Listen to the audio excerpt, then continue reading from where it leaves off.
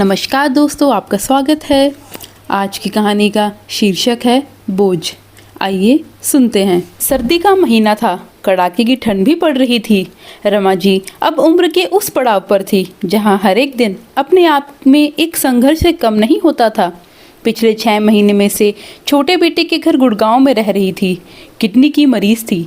रमा जी आज सुबह जब सोकर उठी तो घबरा गई, क्योंकि नींद में ही उनसे बिस्तर गीला हो गया था। तभी कमरे का दरवाज़ा खटका और उनकी छोटी बहू अंदर आई। उसकी नज़र जैसे ही गिरे बिस्तर पर पड़ी, उसकी बोहें तन गई और गुस्से में आकर उन पर चिल्लाने लगी। क्यों पीती है रात को इतना पानी कि यह नौबत आ जाए? कोई बच्चा बिस्तर गीला करे तो समझ भी आता है, पर यहाँ तो इस उम्र में छी छी छी छी। नाक भू सिकोड़ते हुए उनकी बहू कमरे से बाहर चली गई। इधर बहू की बातों के तीखे बाण रमा जी के दिल में गहराई तक उतर गए, परंतु वह कुछ कह ना पाई। उनकी नज़रें झुक गई। कहती सर्दी में भी वह घबराहट और शर्मिंदगी के कारण पसीने से तरबतर हो गई और जल्दी से उठकर अपनी चादर को धोने लगी। वह स्वयं भी इस बात से बेहद परेशान रहती थी, लेकिन उनका भी इस बात पर बस नहीं था। जब से उन्हें किडनी की बीमारी हुई थी, तब से यह समस्या भी बढ़ सी गई थी। कमरे के बाहर रश्मि का गुस्सा भड़क उठा। उसने रसोई में बर्तन पीटते हुए कहा, अब बस, हर दिन यही तमाशा, मैं कब तक सहूं? उधर दाढ़ी बनाते हुए उनके पति राकेश ने पूछा, अरे क्या हुआ? इतनी सुबह सुबह क्यों चिल्ला रही हो? ज़रा कमरे में जाकर देखिए तो क्या किया है आपकी माँ ने। मैं तो बस अब बहुत तंग आ गई हूँ। लेकिन हुआ क्या? राकेश ने पूछा। कुछ बताऊंगी तो रश्मि ने गुस्से से तेज स्वर में कहा, क्या होगा? आपकी माताजी ने आज फिर से बिस्तर गीला कर दिया और नहीं हो सकता मुझसे, मैं तंग आ चुकी हूँ। अब उस कमरे की साफ सफाई मेरे बस की बात नहीं है। आप जल्दी से अपने माताजी का कुछ कीजिए, नहीं तो मैं यह घर छोड़ के अपने मायके चली जाऊंगी। राकेश, जो पहले से अपने ऑफिस के काम की टेंशन में था, अपना सिर पकड़कर बैठ गया। क्या करूं मैं? मुझे कुछ समझ नहीं आता। एक तरफ ऑफिस का काम और दूसरी तरफ माताजी की तबीयत, और अब तुम हो कि हर बात पर मायके जाने की धमकी देने लगती हो। हम 2 बच्चों के माँ बाप हैं, थोड़ी तो समझदारी दिखाया करो। रश्मि की आंखों में गुस्सा उभर आया। समझदारी मुझे दिखानी चाहिए? मैंने तुम्हें साफ साफ कह दिया है, या तो माताजी का कुछ करो या मैं यहाँ से चली जाऊंगी। अब फैसला तुम्हारा है।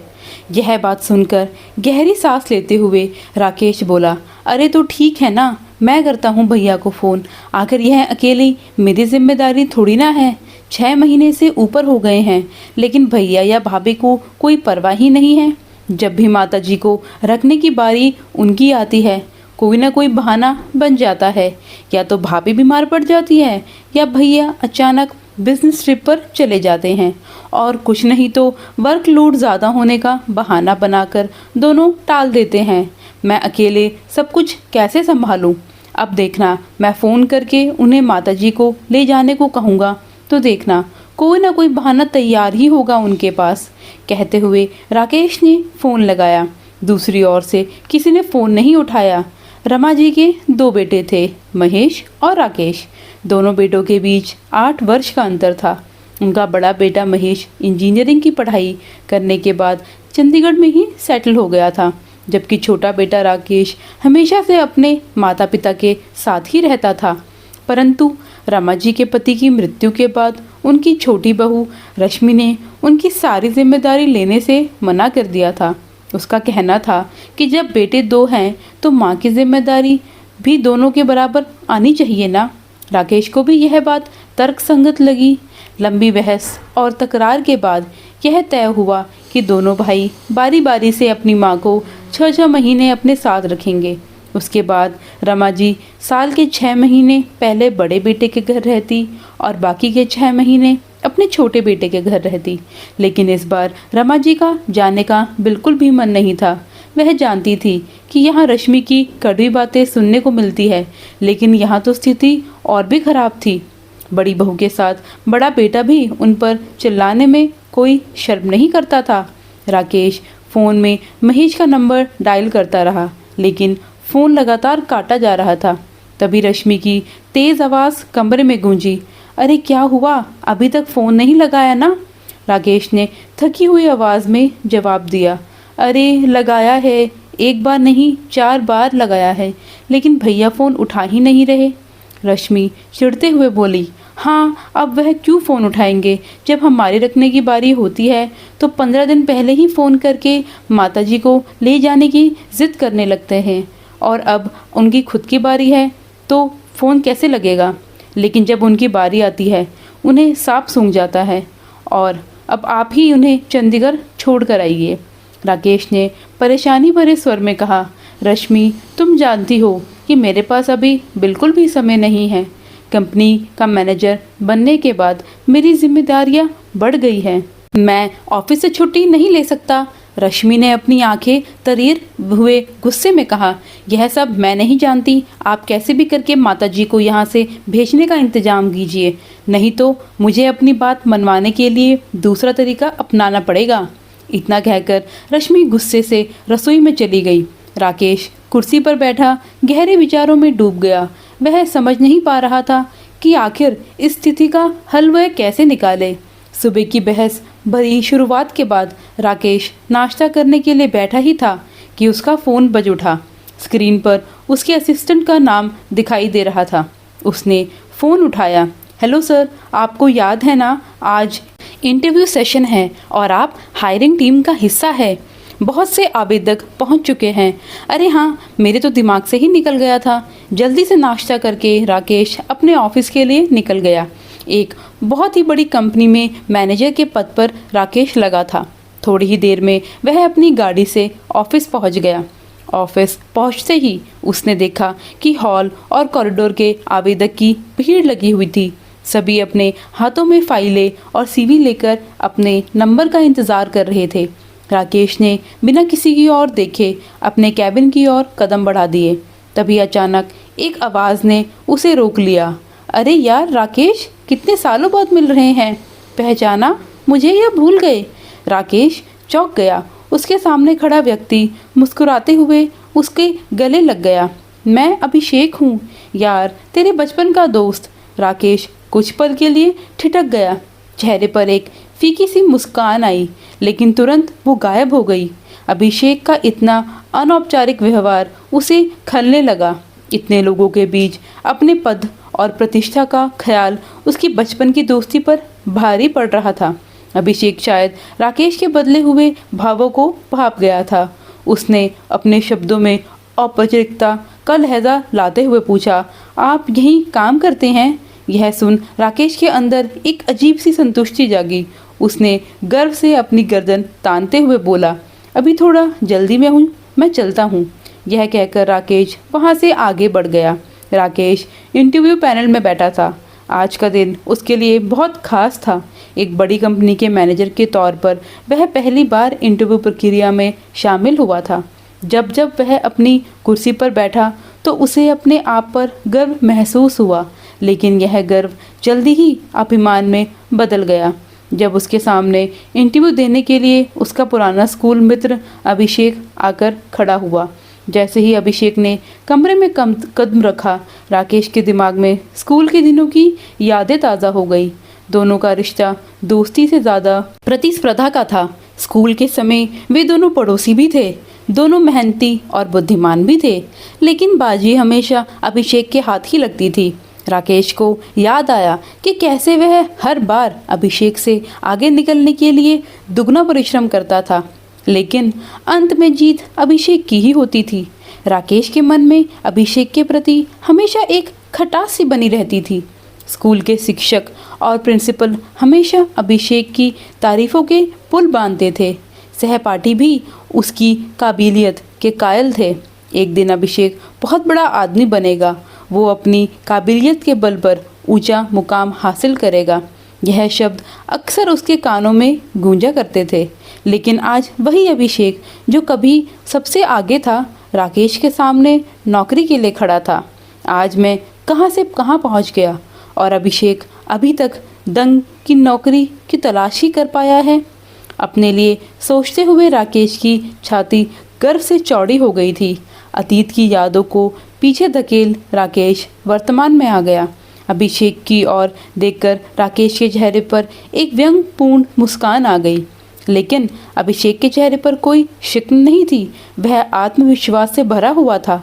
इंटरव्यू प्रक्रिया शुरू हुई। पैनल के सदस्यों ने एक एक करके सवाल पूछने शुरू किए। अभिषेक ने हर सवाल का जवाब बेहतरीन तरीके से दिया। पैनल के सभी सदस्य उसकी प्रतिभा से प्रभावित हुए। पैनल ने सर्वसम्मति से अभिषेक को इस पद के लिए चयनित करने की पेशकश की। जब राकेश से उसका निर्णय पूछा गया तो उसने बस औपचारिकता वंश हाँ में सर हिला दिया। 2 दिन बाद ही अभिषेक ने ज्वाइन कर लिया और पूरी जी जान से काम करने लगा। आज इस बात को 1 सप्ताह बीत चुका था। आज राकेश जब ऑफिस पहुंचा तो उसके माथे पर कुछ चिंता की लकीरें साफ साफ दिखाई दे रही थी। वह बड़ी ही परेशानी में था। उसकी पत्नी रश्मि ने आज फिर से सुबह सुबह घर सर पे जो उठा रखा था। फिर से घर पे ज़बरदस्त हंगामा जो हुआ था, जिसकी आवाज़ अब भी उसके कानों में गूंज रही थी।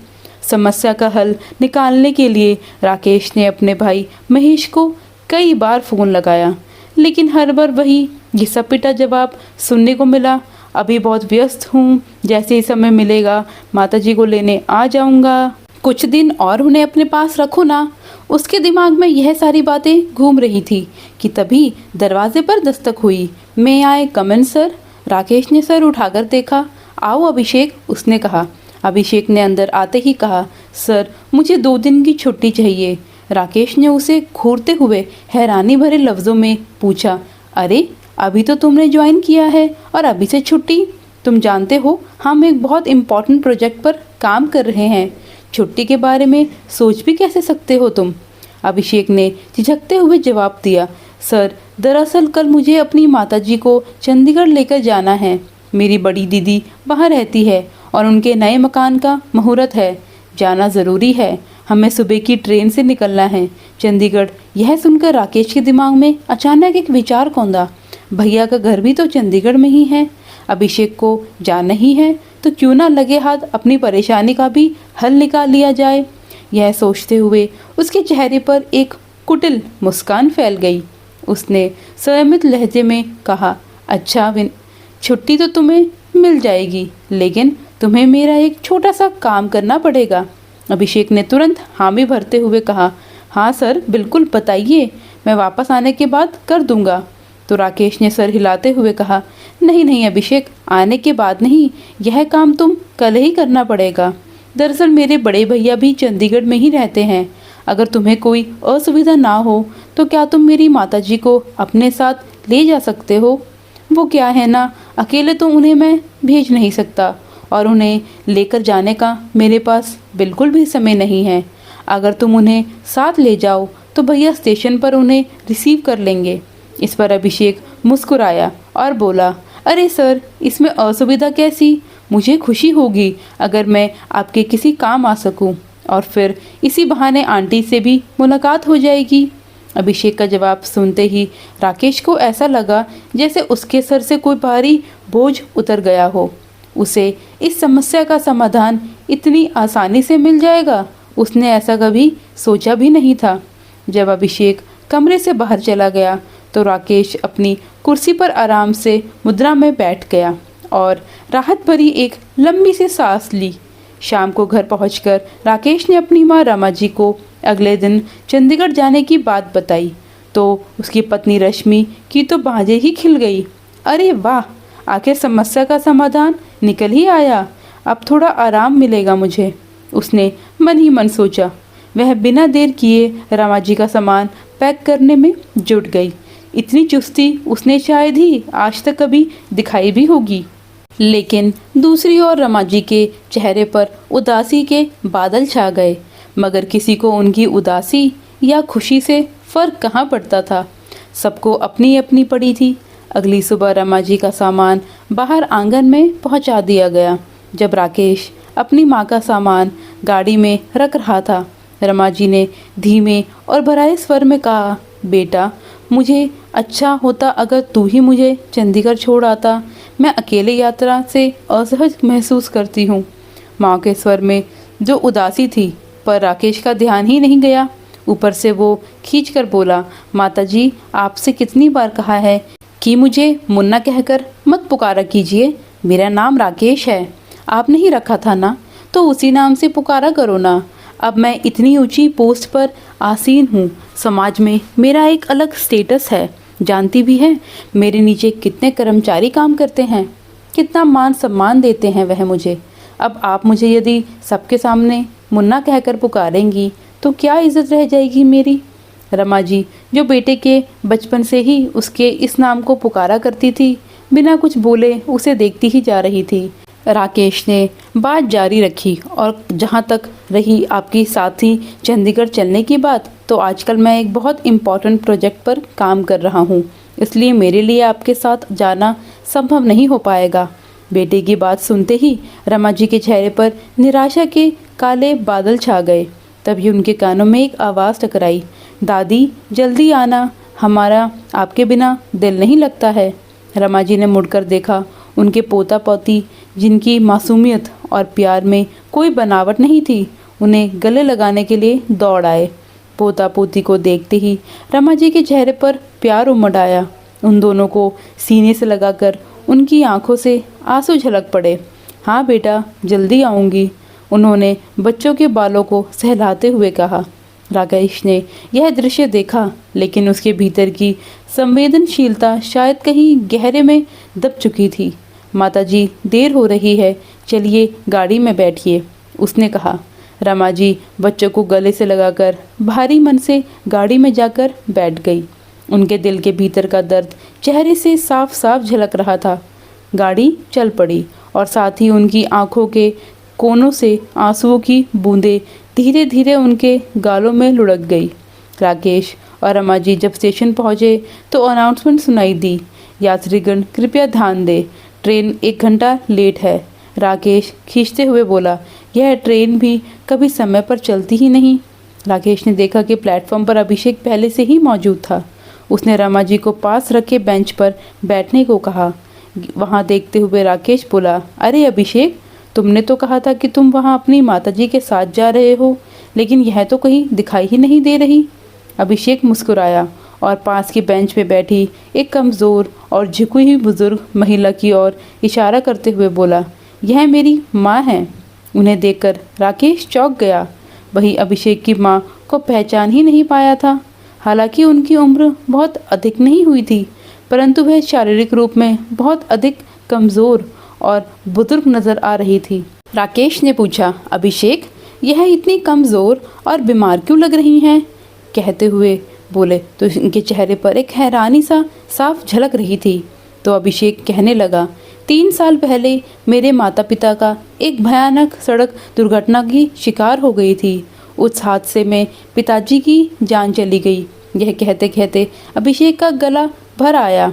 उसने अपनी बात जारी रखी, माँ को उस हादसे में गहरी चोटें आई। अस्पताल में महीनों इलाज चला, लेकिन माँ पूरी तरह ठीक ना हो सकी। धीरे धीरे उनकी तबीयत बिगड़ती चली गई। पिताजी के जाने के बाद माँ को एक ऐसा सदमा लगा कि वह अंदर से टूट गई। ऊपर से उनकी याददाश्त भी कमज़ोर हो गई। डॉक्टर ने बताया कि उन्हें अल्जाइमर हो गया है। अब वह चीज़ें भूलने लगी है, कभी कभी तो मुझे भी नहीं पहचान पाती। फिर अभिषेक बोला, जानते हैं सर, जिस दिन मेरे माता पिता का एक्सीडेंट हुआ था, उससे सिर्फ 2 दिन पहले ही मुझे विदेश में नौकरी का अपॉइंटमेंट लेटर मिला था। हम सब बहुत खुश थे, लेकिन पिताजी के जाने के बाद मैंने विदेश जाना कैंसिल कर दिया, क्योंकि माँ को मेरी ज़रूरत थी। मुझे लगा कि मैं यहीं रहकर अच्छी नौकरी हासिल कर लूँगा, लेकिन उसके बाद कोविड का दौर ऐसा आ गया कि नौकरी ही नहीं मिली। अच्छी नौकरी मिलना एक सपना सा बनकर रह गया। राकेश चौंक गया, क्या तुमने यह सुनहरा मौका छोड़ दिया? तुम्हें अफसोस नहीं होता? अभिषेक मुस्कुराकर बोला, बिल्कुल नहीं सर, मेरी माँ का आशीर्वाद मेरे सर पर है, यही मेरे लिए सबसे बड़ी दौलत है। नौकरी तो दोबारा मिल जाएगी, लेकिन अगर उस वक्त मैंने माँ का साथ छोड़ दिया होता तो शायद यह पछतावा जिंदगी भर रहता।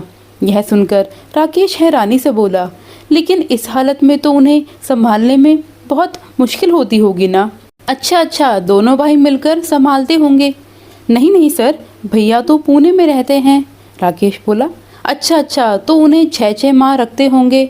यह पूछते हुए राकेश शायद अपने मन को तसल्ली दे रहा था, परंतु अभिषेक ने कहा, अरे नहीं नहीं सर, ऐसा करने का तो मैं सोच भी नहीं सकता। यहाँ तो माँ का अपना घर है, शुरू से वह तो यहीं रही है, और उनका मन कैसे लग सकता है। मैं नहीं चाहता कि इस उम्र में उनकी हालत पेंडुलम की तरह हो जाए, तो कभी यहाँ तो कभी वहाँ। यह ख्याल मैं उनके मन में नहीं देने आना चाहता कि पिताजी के जाने के बाद उनका कोई घर ही नहीं रहा। यह हम पर बोझ बन गई है, और मैं तो इस मामले में बहुत खुशकिस्मत हूँ कि मेरी पत्नी तो मुझसे भी ज़्यादा मेरी माँ का ख्याल रखती है, उन्हें समझती है। अभिषेक की यह बात सुनकर राकेश बोला, अरे अभिषेक, ज़िंदगी में इंसान को कभी कभी व्यवहारिक फैसले भी ले लेने चाहिए।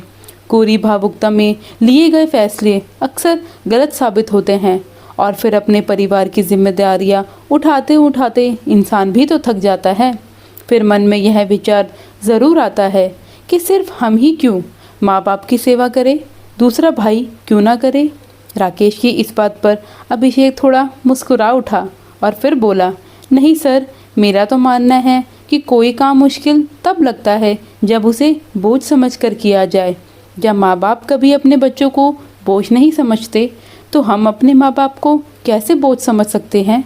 और सर, देखा जाए तो जाने अनजाने हमारे कर्म ही संस्कार बनकर हमारे बच्चों के माध्यम से हमारे सामने आते हैं। अगर इतनी छोटी सी बात एक इंसान समझ ले तो उसका बुढ़ापा ही संवर जाए। यह बात सुनकर राकेश को कुछ एहसास हुआ, मानो अभिषेक ने उसके मुंह पर एक जोरदार थप्पड़ जड़ दिया हो। यह निशब्द सा रह गया।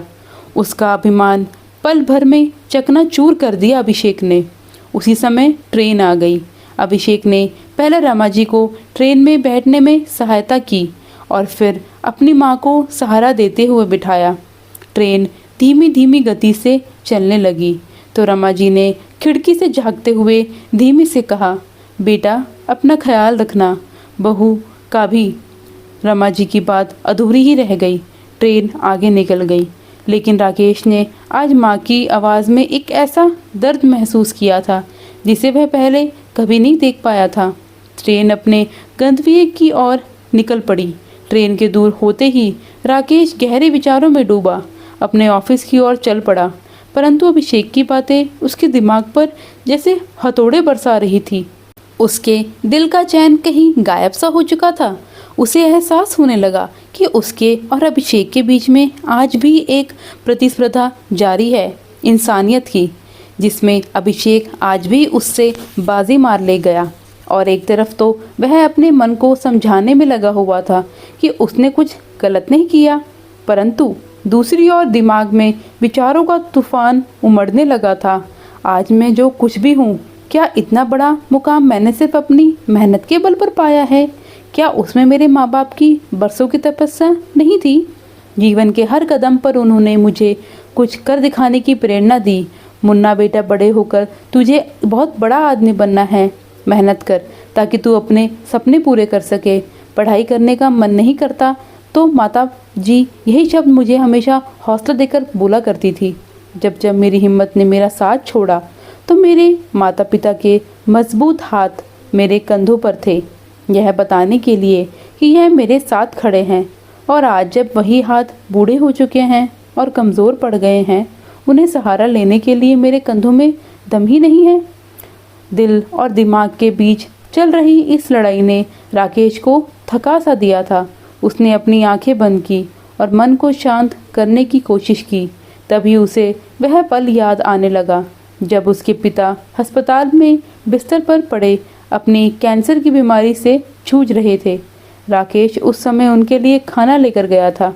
जैसे ही वह अंदर जाने लगा तभी अंदर से आवाज़ आई। उसके पाँव वहीं रुक गए। पिताजी माँ के पास बैठे थे और उन्हें समझा रहे थे। रमा, परेशान मत होइए, जाना तो एक दिन सभी को है, इसमें आंसू बहाने वाली कोई बात नहीं है। तो माताजी का स्वर गूंजा, क्या करूं मैं? आपके बिना जीने की कल्पना भी नहीं कर सकती मैं। कभी सोचा है कि आपके बाद मेरा क्या होगा? कहते कहते उनका स्वर रूंध गया, परंतु पिताजी शांत स्वर में बोले, उस बात की आप चिंता मत कीजिए। महेश भले ही स्वभाव में तीखा हो, परंतु राकेश पर मुझे पूरा भरोसा है। वह तुम्हारा बहुत ख्याल रखेगा। यह एक पिता का विश्वास है जो कभी गलत नहीं हो सकता। उसके ठीक 2 दिन बाद पिताजी हमें छोड़कर चले गए। माँ अंदर तक टूट चुकी थी, बहुत अकेली पड़ गई थी, लेकिन हम लोग उनके साथ अकेलेपन की पीड़ा को भी नहीं समझ सके। पिताजी की 13वीं पर ही रश्मि ने कह दिया था कि माताजी का बोझ अकेले हम ही क्यों उठाए। यह दोनों बेटों का फ़र्ज़ है और मुझे भी उसकी बात कहीं ना कहीं सही लगी थी, यह जानते हुए कि बड़े भैया माताजी को अपने साथ रखना चाहते भी नहीं हैं। मैंने यह फैसला कर लिया था कि माताजी की जिम्मेदारी हम बराबर बराबर बांटेंगे। और जब यह बात माताजी को पता चली तो उनके चेहरे पर कितनी बेबसी झलकने लगी थी। उनके चेहरे की लकीरें और ज़्यादा गहरी हो गई थी। उम्र मानो 10 वर्ष आगे सरक गई थी। उनके सभी दोस्त रिश्तेदार यहीं गुड़गांव में थे, तो जिनके सहारे वह अपना समय अच्छे से बिता सकती थी। लेकिन मैंने मन ही मन सोचते सोचते राकेश की आंखों से धारा प्रवाह आंसू बहने लगे। पिताजी, तुमने कहा था कि राकेश पर तुम्हें पूरा विश्वास है, लेकिन आज क्या कर बैठा तुम्हारा राकेश? उसका दिल सिसक सा रहा था। माँ को तो मैंने असहनीय दुख दिए ही है कि अपने पति का विश्वास को तोड़कर रख दिया। यह सब देखकर पिताजी की आत्मा कितना कलप रही होगी, यह भी नहीं सोच पाया मैं। वह मुझे कभी माफ़ भी नहीं करेंगे। फिर कुछ सोचते हुए उसने अपने आंसू साफ किए और मोबाइल उठाकर चंडीगढ़ जाने वाली फ़्लाइट की टिकट बुक करवाई और बिना समय गंवाए ऑफिस से बाहर निकल गया। करीब 5 घंटे के बाद जब ट्रेन चंडीगढ़ रेलवे स्टेशन पर पहुंची तो अभिषेक अपनी माँ और रमा जी को लेकर नीचे उतरा तो देखकर वह हैरान ही रह गया कि उनके सामने राकेश खड़ा था। रमा जी भी आश्चर्यचकित में थी। तभी राकेश ने अभिषेक को अपने गले से लगा लिया और रूंधे कंठ से बोला, मुझे मेरा फ़र्ज़ याद दिलाने के लिए बहुत बहुत धन्यवाद मेरे दोस्त। यह सुनकर अभिषेक उसे आश्चर्य मिश्रित खुशी से देखने लगा और फिर राकेश ने अपनी माँ का बैग उठाया और उनका हाथ थामे हुए बोला, चलिए माताजी, एयरपोर्ट जाना है। लेकिन एयरपोर्ट क्यों? मुझे तो महेश लेने वाले आने वाला था ना? रमा जी ने पूछा। तो राकेश ने कहा, नहीं माँ जी, हम वापस गुड़गांव जा रहे हैं और आप हमेशा अब वहीं रहेंगी। रमा जी ने राकेश की यह बात सुनकर उसको गले लगा लिया और दोनों की आंखों में कुछ आंसू भी थे। तो दोस्तों, आपको यह कहानी कैसी लगी? कमेंट सेक्शन में ज़रूर बताएं। धन्यवाद।